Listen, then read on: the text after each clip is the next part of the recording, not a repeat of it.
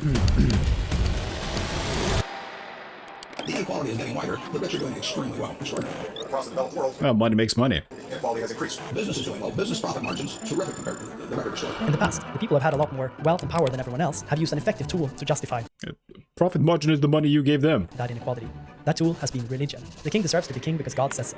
The nobility deserves to have much Nice. more than the peasants because the church says so. End of story. But then came the Enlightenment and the idea In a more general sense, it's indoctrination, backed by force, which is kind of what we have still. I don't necessarily have a problem against religion if it's just something that you picked up on your own. But most religion is just control, right? It exists to dominate people into almost certainly subservient roles or justify their superiority. that all men are created equal. An idea so powerful that it fueled a number of violent revolutions. An idea so powerful that it can be found in today's most precious texts, our constitutions. The US Declaration of Independence starts off by establishing that all men are created equal. The UN Okay, and that's a great slogan, but if I just use my eyeballs, that doesn't seem to be true. Now, I don't critique genes necessarily here. I think there could be like minor differences, but that's not really the main factor. The main factor is money and your circumstances, right? If you just take a random person in Africa and you take like a rich guy in America, are they equal? UN Declaration of Human Rights And let's say that rich guy is rich because their daddy was rich. states that all human beings are born free and equal. Also in my home country, Sweden, the very first chapter of the Constitution establishes the equal worth of all human beings.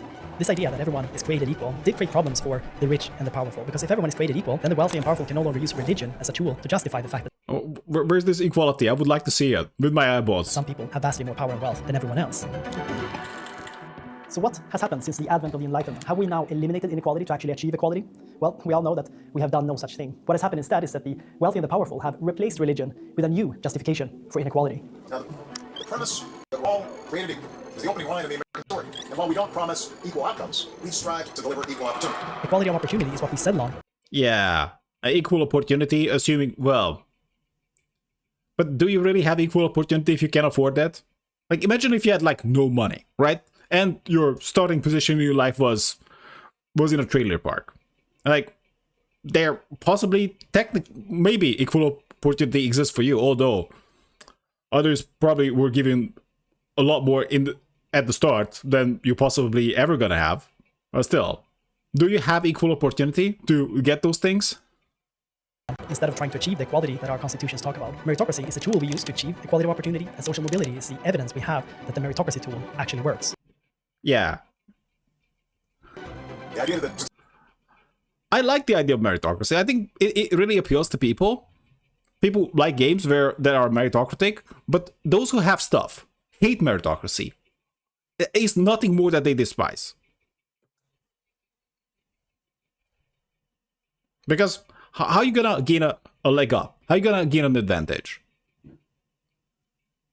Also, if life was truly meritocratic, then in like few generations at most, even in one generation, you're never gonna be 1% again. I mean, imagine if like you were 1% now, and like your kid just joins the meat grinder completely at the age of 1, or just thrust into the system, and you never see them again. And it's gonna be some meritocratic fight for power, right? Will they make it to 1%? Their chance would be like 1 in 100, right? Pretty much. But if you help them along your life, they are almost certainly going to be top 1%. success doesn't depend on being born into wealth or privilege. It depends on effort and merit. In this video, I've decided to look into this non-religious and ostensibly enlightenment-friendly justification So the better you have it, the more you believe in effort and merit. Although some do make it with their effort, and they might also believe in this mantra. for inequality. This is not me disregarding effort and, well, hard work and smart work, I guess. I'm just trying to be realistic here. If you are some guy who makes like 100,000 even, and you feel pretty hot right now, right? It's like, oh man, I'm making good money. The upper class and the elite making so much money with their investments that you're never gonna catch them, ever. Your money is a joke. They spend more money on their fucking chihuahua than you're making. And compared to other people, you're just falling behind a little slower. That's it. You're not climbing up. Equality, meritocracy. And to do that, I traveled from Stockholm to Malmö to meet the author and journalist Petter Larsson, who recently released a book titled Win, How the Belief in Meritocracy Lessens the Chance of Social Mobility. A lot of people believe that we have equal opportunities to become anything. The carpenter's daughter can become It is a prevailing story, and because those who the rich own the media, the rulers own the media, it is something that you hear a lot. But this is not the whole story, because people also like to hear it. People like to hear the stories that, you know, they are the scrappy hero and they're gonna do all the right things and they're gonna make it. They love this story, and they love this story because it's not common. a professor. The cleaner's son could become a CEO or something. And it creates lots of problems in our societies, I believe. First of all, because it's not true. And second of all, because people believe it to be true. You're made to believe in it. This is a Hollywood actor, Stellan Skarsgård. You've probably seen him in Good Will Hunting, Dune, or in any other of the 100 or so movies he's been in. Stellan has many sons. For example, Alexander, who's also a successful actor, famous from True Blood and Big Little Lies. Gustav, who's also a successful actor, famous from Vikings and Westworld. Bill, who's also a successful actor, famous from It and Deadpool 2. Walter, who's also a successful actor, famous from Arn and Black Lake. And another child who's also a successful child actor. Yeah, I know the left three. Stellan, Gustav, and Alexander. They're good actors, right? But this also really goes to show that I'm not arguing against them. Although, no doubt, his sons got their roles because of their daddy. That's just how it works. Or not maybe the roles, but their upbringing. But this really goes to show, and this is the saddest part, that if people were given so much more enrichment, then they could be so much more. But also, these are limited roles. So Stellan probably doesn't believe that he keeps people down, but he does.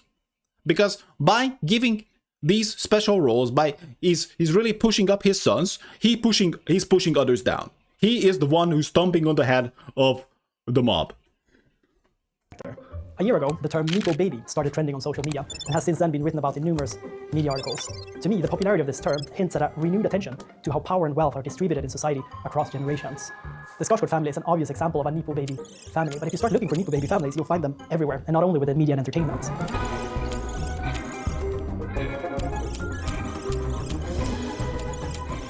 Well, if you have so much money, you would have to be the dumbest person alive to lose it all, right? Your money just makes insane amount of money. You're on an escape trajectory and no one is ever gonna catch you. Well, depending on how much money you have. I mean, so maybe some business boys are gonna climb up, but that's pretty much it. What do the families like these and the popularity of the term Nepo baby say about social mobility, and in turn about meritocracy and equality of opportunity? Since we as a society have decided to not do that much about inequality and instead settle on equality of opportunity, our society has a highly limited number of positions of wealth and power. For every such scarce position that is maintained from one generation to the next, within families that already have wealth and power, there's one less position of wealth and power that someone from a family without wealth and power can climb to. So if all positions... I mean, many positions are limited, like actor, like at least the big ticket actor. Like, how many roles are gonna exist like that? Like, in hundreds or maybe like thousands, you can argue, but still. Most people cannot have those jobs. Nor they're gonna have the upbringing to even jockey for them. Positions of wealth and power stay within the same families over generations, then we don't really have the social mobility that was supposed to demonstrate that we have a meritocratic society with equality of opportunity. In other words, the Nepo baby phenomenon indicates that... I mean, you might technically, like theoretically, can have opportunity, equality of opportunity. I mean, if we just strictly looked at money, like suppose you have no money and I have like 1 billion. Do we have equal opportunity to enjoy things, to go for things? Obviously not. That today's justification for inequality is a lie.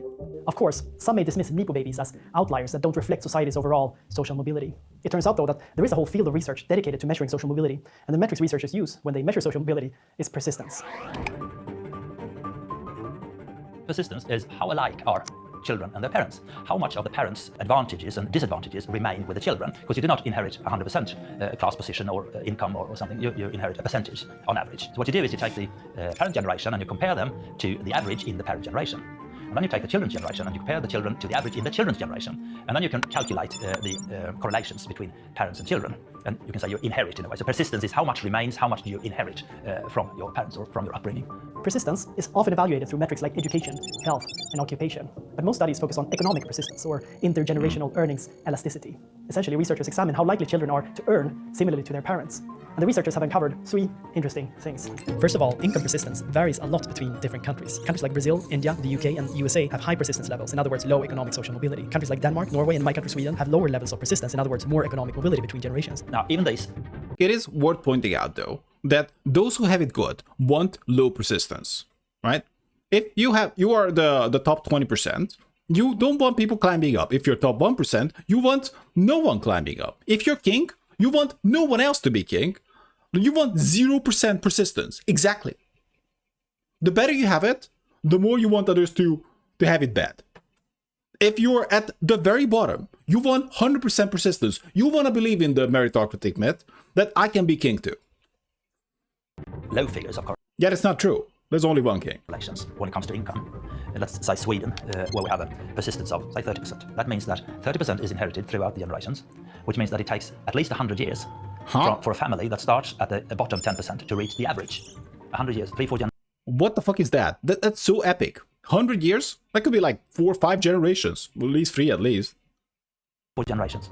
Second, researchers have also found that there seems to be a connection between income persistence and inequality. Countries with low levels of economic social mobility, high persistence, tend to have higher levels of inequality as measured by the Gini coefficients. Researchers call this the Great Gatsby curve. Inequality tends to cement itself by making social mobility more difficult. If there's a Yeah. As hinted, others want to keep you down if they have it good. There's a huge distance between, say, the poorest 20% and the richest 10% in a country. It's also much more difficult to climb from the bottom to the top.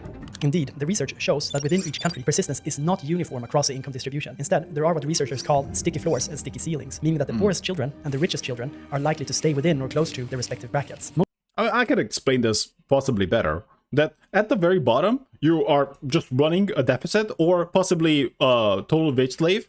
At the top, you just have so much money, then no one can get you. So that is the basic. And at the middle, people are just kind of sliding down all the time. Although some are kind of like climbing up. But if you just have a job, and you might think like, oh, I have a job, I kind of have it better than most. That can be true. But you're just still kind of sliding back compared to most people. And it is possible that you're gonna be like top 10% if you are really just buying up, if you're gonna trying to gather assets. Possibly. It is possible, but unlikely. Most people, just by working a job, are never gonna be upper class or elite. I don't even know what you would need to be elite, because at that point they could be just making like 100 million plus with their investments. How are you gonna catch them? What are you gonna do? You're gonna do your push-ups? What job are you gonna get? Most of the actual mobility occurs between different levels in the middle. A study has even shown that among the super duper rich in Sweden, among the 0.01%, economic persistence is close to 90%. The research we've 90%? It could be even higher. looked at so far, which compares one generation to the next, indicates that social mobility Unless you're the dumbest person on the planet. Basically, you would only lose your position if they overthrow you, or you're just really stupid. mobility is so low that it takes between 2 and 11 generations for a poor family to achieve average income. But it gets worse. What? To achieve. So 5 generations in the USA to go from like a poor wage slave to owning a maybe like middle class, maybe like owning a house that's like probably like 400,000 right now, and making like the average salary is like 40,000, right? Or the median salary is 40,000. 5 generations. But also, this will not even work. I'm gonna take this and gonna point out that the birth rate is also below replacement level, and it's gonna be even lower for those who have it bad. So this 5 generations will not happen. You are kind of marked for the purge. You will, like, would you really have your kid live in poverty, and their kid is gonna live in poverty too, and their kid is gonna live in poverty, and this is some epic journey toward like maybe owning a house? Because that is the American dream, apparently, if you're poor. In Colombia, it might be 7 generations. Oh my god. Average income. But it gets worse, because some researchers have designed clever methods to measure social mobility over many centuries. What they have discovered about social mobility is truly stunning. In the year 1066, William the Conqueror and his troops invaded England and defeated King Harold at the Battle of Hastings, a conquest that would end up having huge consequences, not only for English history, but also for our understanding today about social mobility. Now, what happened in England is not only that the Normans conquered England, but they entirely replaced the Anglo-Saxons as a ruling class over a few decades. Now, every state Well, look like they figured out social mobility there. official, every clergy member, every high church official, they were replaced by Normans. So in a few decades, England changed their ruling class. It happened very fast. Now, happily enough, we know the names of these Norman conquerors. Montgomery, Talbot, Darcy.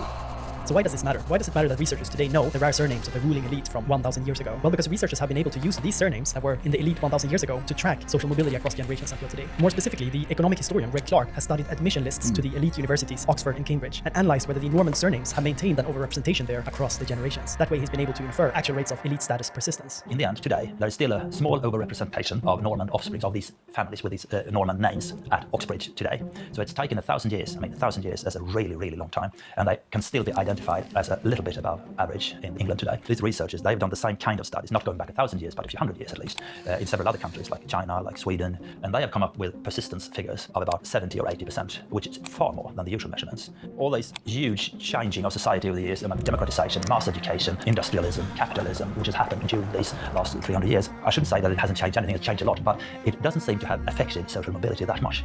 Despite that, Yeah. This is an excellent point. So, I mean, if meritocracy was real, there is zero chance that they could have lasted this long. Right? Also, people just believe in what they like. I thought about this, and when you're at the top, you like to believe that you deserve it. When you're at the bottom, you like to believe that you can escape it. researchers have found that 65% of Swedes and 50% of Americans believe that the system is basically fair, since everyone in the country has an equal opportunity to succeed. And 32% of Swedes and 46% Okay, you clearly have not looked at the poor people, I guess. of Americans believe that the poor are poor because of a lack of effort on his or her own part. And Yeah, I hate this mindset, because if you have the same system applied to different areas, people like to always blame the agents, not the system, right? But that doesn't really make sense. Because suppose, like, in America, the poor were poor because of some moral failing, right? But in Europe, everyone was super rich, right? Even though there's kind of some dialectic there, because, like, how would the rich exist? Like, if someone is rich, someone else needs to be poor. It would not make sense in that context, although you can compare it to a different region. But, like, even within the country, just the citizens, you can only have poor citizens compared to the country if others are poor. 38% of Swedes and 39% of Americans believe that the rich are rich because he or she worked harder than others. And that could be true for some. But is it true for most? But even if you work hard, right? Let's say that, this could be interesting, because let's say that you are a guy who worked hard and, like, you made, like, 100 million. But you were just the business guy. And I've seen, like, a business guy like this. He made, like, 110 million with their business, and they are like the hard worker, right? But they kind of got lucky, in my opinion. So I'm not taking anything away from them, but they think, like, oh yeah, because I worked super hard. But, like, but if you believe that you worked like you deserve that money, then you must assume that others are complete chumps, right? They don't try at all. Of course, I generally would not be suggesting that they're stupid people, but, like, if you need to believe that you deserve that much money, deserve that position, then you have to think less of others.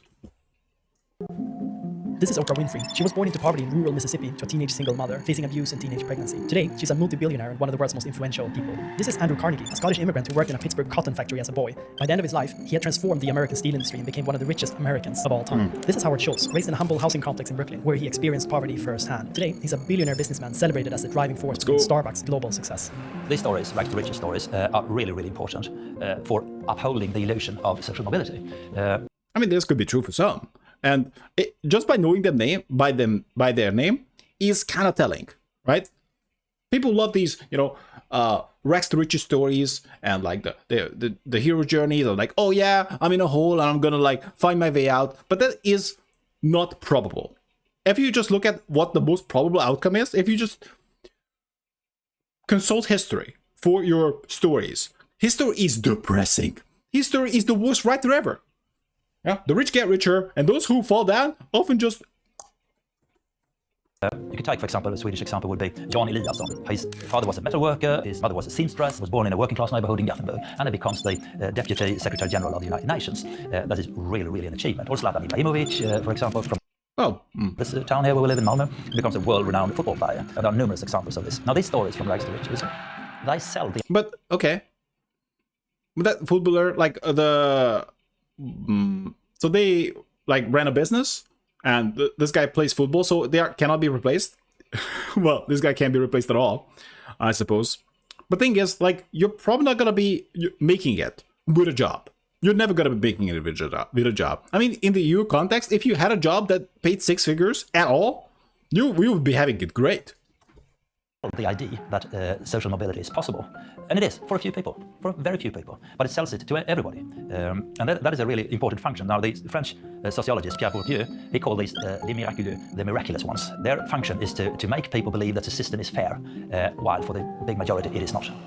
In his book, Petter argues that this misplaced belief in meritocracy that these stories help create is a huge problem. Why?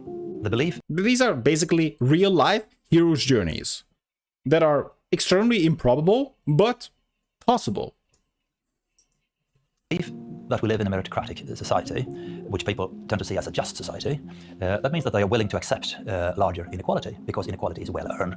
The poor people are lazy, they are not that talented, while the rich people, the successful people... Yeah, but like, okay, I don't really like the use of talent here, because like, I think it could be true, and some might not like this, that those who have better opportunities are actually more skilled, right? Sure, they could be also the most useless people on the planet, no doubt. But suppose they took advantage of their opportunities, then they can be actually quite impressive, right? Contrast to someone who never had those opportunities at all. Although with the rise of the internet, it a little bit equalized, I suppose.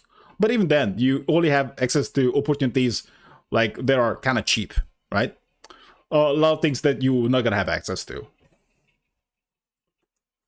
They're considered talented and hardworking, so in that sense it would be fair to have greater inequality. So for a regular Joe, I'm not even assuming that the worst here that you're gonna be like in a trailer park or something, or possibly on the streets.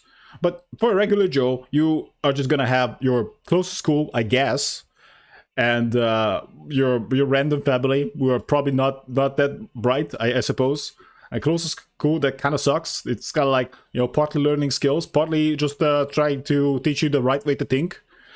And you spend a lot of time there. It's not that good, and you just and try to get a job that's probably gonna be maybe like, let's just say it's average, right? But it's not gonna be that amazing.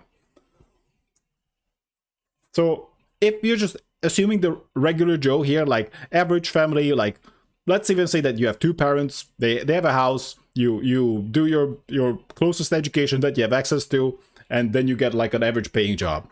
Is it gonna be that impressive? Are you gonna be climbing up to elite status?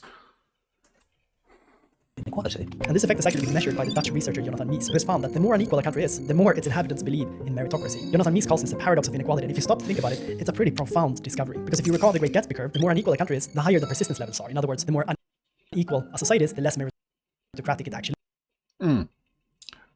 The more unequal it is, the more they want to keep it unequal. If you have it good, you don't want to equalize things. Actually is. But despite that, The worse you have it, the more you want to equalize things. people tend to believe more in meritocracy in these unequal societies.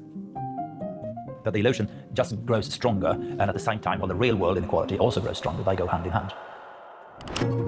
My name is Anders Acevedo, and this is The Market Exit, a channel where I publish short documentaries about law, fairness,